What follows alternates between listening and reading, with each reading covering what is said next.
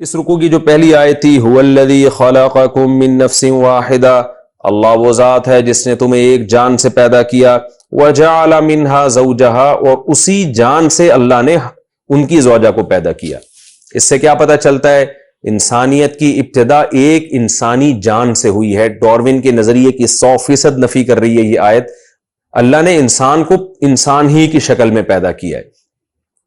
اور ویسے بھی ارتقاء اور ایوولوشن کا جو نظریہ ہے وہ اس لیے بھی غلط ہے کہ اگر ترقی ہوتی تو ایک جنس وجود میں آتی، نر مادہ الگ الگ وجود میں نہ آتے، پھر ان کے ملاپ سے اولاد پیدا نہ ہوتی۔ یہ پورا پلان ہے، یہ بنایا گیا ہے، یہ مینجمنٹ ہے ایک بہترین۔ تبھی قرآن کہتا ہے اسی ذات سے میں نے ان کی زوجہ کو بنایا، لیسکون الیہا، ان کو مرد بنایا ان کو عورت، تاکہ یہ مرد اس عورت کے ملاپ سے سکون اور اطمینان محسوس کرے۔ ان کی باڈی کی یہ ریکوائرمنٹ ہے اس سے ملاقات کرنا، تو یہ ریکوائرمنٹ باڈی کی بن جانا اور پھر اس سے ملاقات میں سکون محسوس کرنا یہ ارتقاء کے نتیجے میں ناممکن ہے۔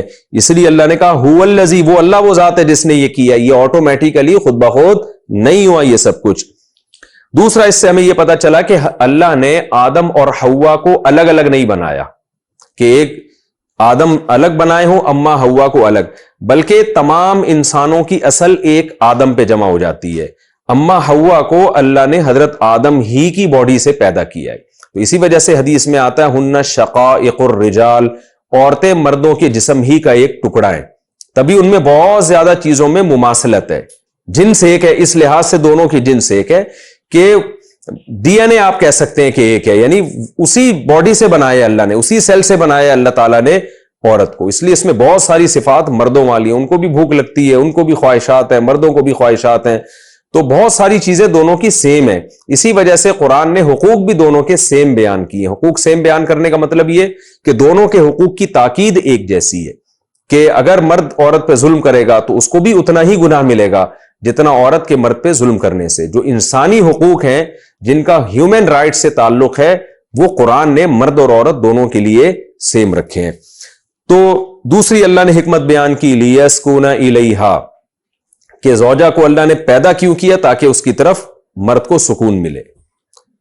تو یہ خوب سمجھ لیں اللہ تعالیٰ نے جو مرد اور عورت کا ملاپ رکھا ہے اس کی اصل وجہ نسل بڑھانا ہے، اور اس کی ایک حکمت ہے سکون۔ میں بار بار یہ ایک اصول فقہ کی بات لوگوں کو بیان کرتا ہوں کہ بہت سارے یعنی احکام اور بہت سارے باتیں ایسی ہوتی ہیں جن کی کچھ علت ہوتی ہے اور کچھ حکمتیں ہوتی ہیں۔ تو خوب سمجھ لیں شادی کا بنیادی مقصد سکون نہیں ہے، شادی کا بنیادی مقصد نسل بڑھانا ہے۔ جو نر مادہ کا نظام، میل فیمیل کا نظام جو اللہ نے پیدا کیا ہے وہ نسل کے بڑھانے کے لیے پیدا کیا ہے، اس کا بنیادی مقصد سکون نہیں ہے۔ سکون اس کے ضمن میں اللہ تعالیٰ عطا کر دیتے ہیں، یہ اللہ کی رحمت ہے۔ یہ مضمون احادیث سے بھی ثابت ہے اور قرآن میں دوسرے مقام پر بھی ثابت ہے۔ تو اس کی میں پہلے ایک مثال سے سمجھاتا ہوں۔ جیسے حضرت عمر رضی اللہ تعالی عنہ سے مروی ہے سوداء ولود احب الی اللہ من الحسناء التي لا تلد، وہ کالی عورت جو بچے جنتی ہو اس سے نکاح کرنا اللہ کو زیادہ محبوب ہے اس عورت سے جس کی اولاد نہ ہوتی ہو، چاہے وہ حسین ہو۔ اب آپ بتائیں سکون والی جو حکمت ہے وہ تو بدصورت عورت کے بجائے خوبصورت میں زیادہ ہے، لیکن پھر بھی کیا کہا جا رہا ہے کہ جو اولاد دیتی ہے وہ اس خوبصورت سے زیادہ بہتر ہے، بے شک وہ اولاد دینے والی بدصورت ہی کیوں نہ ہو۔ تو ہمیں قرآن و سنت میں پتہ چلتا ہے۔ اسی طرح حدیث میں آتا ہے ایک صحابی نبی صلی اللہ علیہ وسلم کے پاس آئے اور عرض کیا یا رسول اللہ انی اصبت امرأۃ ذات حسن و جمال و منصب او کما قال، کہ یا رسول اللہ مجھے ایک ایسی عورت کا رشتہ میسر آیا جو خوبصورت بھی ہے، مالدار بھی ہے اور اونچے گھرانے کی بھی ہے، لیکن اس کے اولاد نہیں ہوگی، بانجھ ہے۔ تو 3 دفعہ مختلف مجلسوں میں صحابی آئے اور تینوں دفعہ نبی نے ان کو منع کیا، اور پھر آپ نے فرمایا تزوج الودود الولود فانی مباہی بکم الامم، ایسی عورت سے نکاح کرو جو محبت بھی کرے اور اولاد بھی دے تمہیں۔ تو اس سے ہمیں پتہ چلتا ہے کہ اگر ایک عورت ایسی ہے جس میں نکاح میں آپ کو سکون زیادہ ملے گا اس کے حسن و جمال کی وجہ سے، اور ایک عورت ایسی ہے جو اولاد آپ کو زیادہ دے گی، تو پھر اسلام اولاد کو ترجیح دیتا ہے اور اس کی خوبصورتی کو دوسرے نمبر پہ رکھتا ہے، اس کو اپریشیٹ نہیں کرتا۔ تو ان احادیث سے ہمیں پتہ چلتا ہے۔ اسی طرح قرآن میں ایک اور مقام پر ہے اسی طرح قرآن میں آتا ہے نساؤکم حرث لکم، اللہ نے عورت کو کھیت سے تعبیر کیا، کھیت پیداوار کے بڑھانے کا ذریعہ بنتا ہے، تو کھیت اس معنی میں کہ یہ تمہیں نسل دے گی، یہ یاد رکھیں کھیت توہین کے معنی میں نہیں ہے، لوگ اس آیت کا ترجمہ اس طرح کرتے ہیں کہ اس میں عورت کی ایک توہین کا عنصر نکل رہا ہوتا ہے، تو یہاں مطلب یہ کہ یہ ایک زمین جیسے تمہیں پیداوار دیتی ہے آلو پیاز ٹماٹر کی شکل میں، تو عورت تمہیں پیداوار دے گی، علماء صلحاء اور انسانوں کی شکل میں جو ملک کے لیے کام آئیں گے، انسانیت کے لیے کام آئیں گے، تو اس معنی میں اس کو کھیت سے تعبیر کیا ہے۔ تو قرآن میں بھی اللہ نے زوجہ کو جو اصل جو بیوی کا مقصد قرار دیا ہے وہ ہے اولاد۔ یہ جو قرآن کہہ رہا ہے لیسکن الیہا، اس کو کہتے ہیں لام عاقبت۔ اس کا مطلب یہ ہوتا ہے کہ اللہ نے بیوی کو بنایا جس کا نتیجہ یہ نکلتا ہے کہ تمہیں اس سے سکون حاصل ہوتا ہے، تو رزلٹ اس کا یقیناً سکون کی صورت میں ہوگا، لیکن نکاح کا بنیادی مقصد سکون نہیں ہے۔ فطرت اور نیچر نے جو مرد اور عورت کا ملاپ رکھا ہے اس کا بنیادی مقصد نسل بڑھانا ہے۔ یہ بار بار میں اس لیے ریپیٹ کر رہا ہوں کہ آج نکاح کی بیس ہی اولاد رہی نہیں ہے، صرف خواہش پوری کرنا رہ گیا ہے۔ یعنی اگر کیونکہ لوگ ہم سے کہہ رہے ہوتے ہیں ہمیں دوسری شادی کے لیے ایسی لڑکی چاہیے جس کی اولاد نہ ہوتی ہو، تو یہ بالکل آپ شریعت کے منشا کے خلاف چل رہے ہیں، لیکن نکاح کی تو مسلط ہی ہے کہ آپ کی نسل بڑھے۔ تو وجہ کیا ہے؟ فیملی پلاننگ نے اتنا، فیملی پلاننگ والوں نے ایسا دماغ خراب کر دیا کہ نیچر ہی کو الٹ کے رکھ دیا انہوں نے۔ تو اس لیے خوب سمجھ لیں کہ اگر کوئی حسین عورت ہے لیکن آپ کو پتہ ہے اس سے اولاد نہیں ہوگی، اس کے مقابلے میں کوئی بصورت ہے جس سے آپ کو پتہ ہے کہ اولاد ہوگی، تو اسلام آپ کو ترغیب دیتا ہے کہ آپ اس بصورت سے کر لیں، کیونکہ اولاد کی حکمت باقی تمام حکمتوں میں سب سے پہلے۔ ہاں یہ ضرور ہے کہ اگر آپ نے شادی کر لی اور آپ کی زوجہ کے اولاد نہیں ہو رہی کسی وجہ سے، تو اس کو طعنے دینا یا طلاق دینا بہرحال پسندیدہ کام نہیں ہے، وہ پھر تقدیر کا حصہ سمجھ کے اس پہ صبر کیا جائے۔ میں تو صرف یہ بتانا چاہ رہا ہوں کہ نکاح کا بنیادی مقصد وہ اولاد ہے۔ سکون ایک ضمنی چیز ہے جس کا قرآن نے یہاں تذکرہ کیا، جیسے قرآن میں ایک اور مقام پر آتا ہے جعل لکم من انفسکم ازواجا وجعل بینکم مودۃ ورحمہ، اللہ نے تمہاری جنس کے جوڑے پیدا کیے اور تمہارے درمیان بے پناہ محبت رکھ دی ہے۔ تو یہ اللہ کی طرف سے نکاح کرنے والوں کو پر کچھ احسانات کیے جا رہے ہیں کہ صرف اولاد نہیں ملتی بلکہ محبت بھی ملتی ہے، تمہاری جائز خواہش بھی پوری ہوتی ہے، تم زنا سے بھی بچتے ہو، تمہارا خاندان آباد ہوتا ہے، یہ ساری مصلحتیں حاصل ہوتی ہیں، جن میں سے ایک مصلحت کا اللہ نے یہاں پر تذکرہ کیا لیسکن الیہا۔ یہ اس لیے بھی میں نے پوری ڈیٹیل بیان کی ہے کہ اگر آپ کو اپنی زوجہ سے محبت نہیں اور سکون نہیں مل رہا، تو اگر اولاد دے رہی ہے اور اس اولاد کی تربیت کر رہی ہے تو آپ اس کو برداشت کریں، کیونکہ اس آیت کو لوگ بعض دفعہ پیش کر کے طلاقیں بھی دلوا دیتے ہیں میاں بیوی میں۔ جہاں میاں بیوی میں پھڈے ہو رہے ہوتے ہیں ان کو کہتے ہیں یار نکاح کا تو بنیادی مقصد ہی سکون ہے، تمہیں سکون نہیں مل رہا۔ ہمارے ایک استاد سے انہوں نے اپنے واقعہ بتایا کہ میرا اپنی زوجہ سے بہت زیادہ لڑائیاں ہوتی تھیں اور ان کو محبت نہیں تھی، تو کہتے میں نے ارادہ کیا میں اس کو طلاق دوں، تو میں نے اپنے کسی بڑے استاد سے پوچھا تو انہوں نے کہا کہ بھائی دیکھو ہو سکتا ہے اللہ تمہیں اس سے ایسی اولاد دے جو تمہارے بڑے کام آئے، اور کیونکہ قرآن کہتا ہے عسیٰ ان تکرہوا شیئا ویجعل اللہ فیہ خیرا کثیرا۔ یہ آیت تو بیوی ہی کے بارے میں نازل ہوئی ہے کہ اگر تم اپنی بیوی کو ناپسند کرتے ہو فَإِن كَرِهْتُمُوهُنَّ، اگر تم ناپسند کرتے ہو تو عین ممکن ہے تم کسی چیز کو ناپسند کرو اور اللہ اس میں پھر بھی خیر رکھ دے۔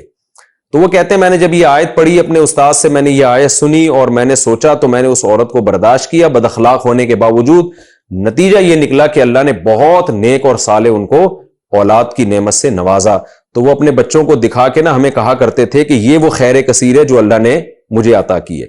تو یہ آیت کا لوگ غلط مفہوم پیش کرتے ہیں۔ دوبارہ میں خلاصے کے طور پہ بیان کر دیتا ہوں کہ لوگ کیا پیش کرتے ہیں، بھئی قرآن کہتا ہے اللہ نے تمہارے لیے جوڑا پیدا کیا، بیوی پیدا کی تاکہ سکون ملے، تو مجھے اس سے سکون ہی نہیں مل رہا، اس کمبخت سے، اس کو چھوڑ کے میں کسی اور سے شادی کروں گا۔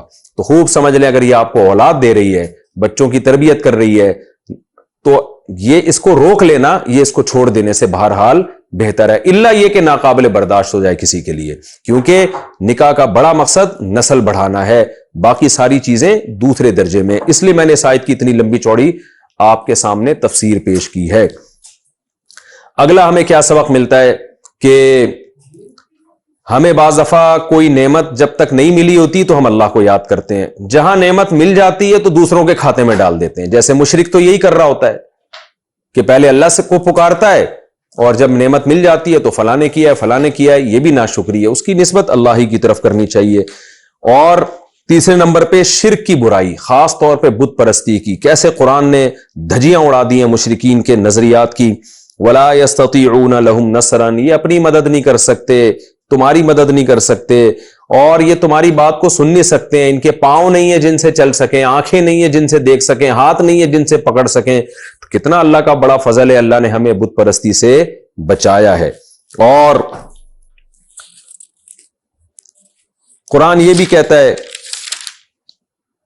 کہ خذ العفو وامر بالعرف واعرض عن الجاہلین، نبی کو حکم کیا دیا جا رہا ہے کہ جاہلوں سے اعراض کریں. تو قیامت تک کے لیے یہ مبلغین کو حکم ہے کہ آپ دلائل کے انبار لگا دیں، لیکن معاشرے میں ایسے جاہل موجود رہیں گے جو ہر دلیل کا الٹا جواب دیں گے اور آپ کو بہت غصہ آئے گا. ان آیتوں کی صداقت دیکھنی ہو نا تو آج آپ حق کی تبلیغ شروع کر دیں. دیکھیں جو مخالف لوگ ہیں نا وہ کیسے آپ کے دلائل کے غلط جوابات دیتے ہیں، اور انسان کو ان کے غلط جوابوں پہ غصہ آ رہا ہوتا ہے. لیکن قرآن کیا کہہ رہا ہے کہ جہاں مصلحت ہو وہاں غصہ جاری کرنا ہے، جہاں مصلحت نہیں ہے تو خذ العفو اور وامر بالعرف، آپ نے اپنی تبلیغ کرنی اور جاہلوں کو منہ نہیں لگانا، ورنہ آپ کی صلاحیتیں ان جاہلوں میں ضائع ہو جائیں گی.